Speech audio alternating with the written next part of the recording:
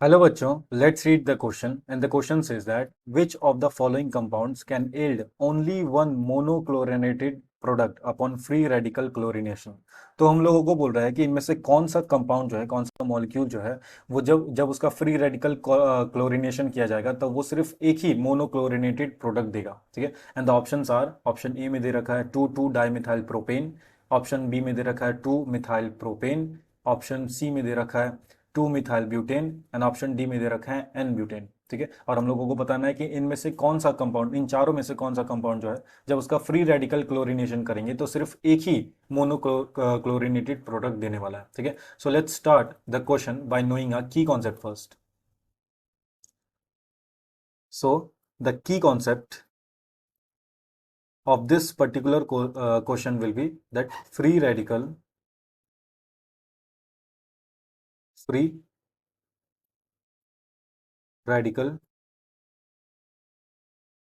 chlorination। ठीक है।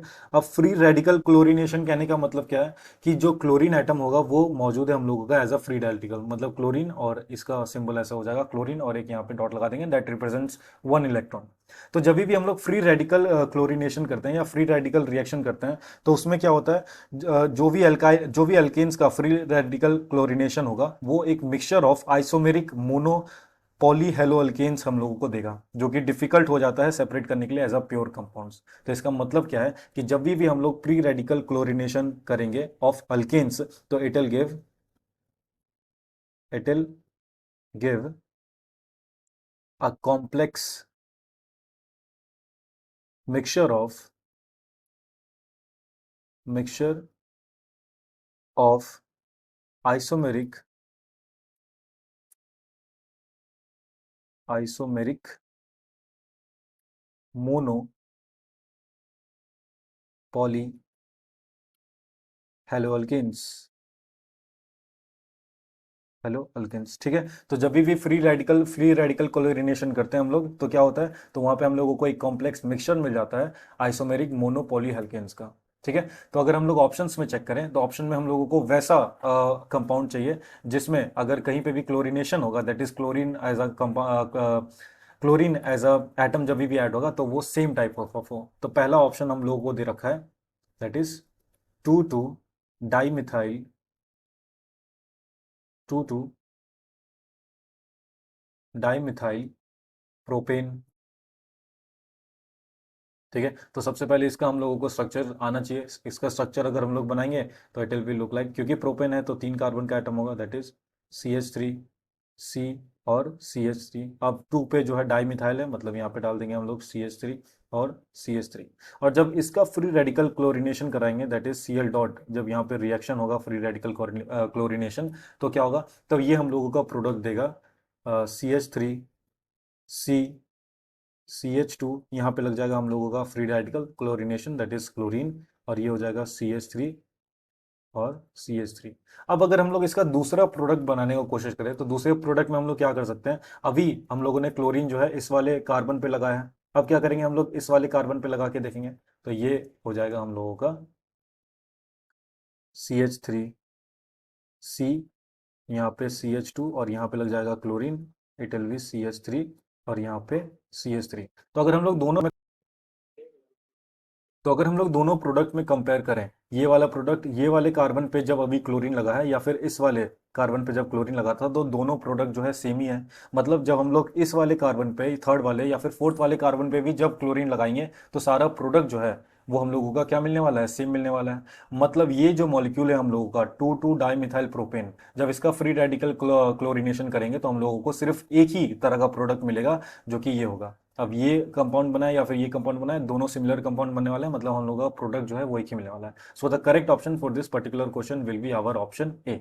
बाकी ऑप्शंस को भी चेक करेंगे तो बाकी ऑप्शन में सेकंड ऑप्शन में दे रखा है 2 मिथाइल प्रोपेन, 2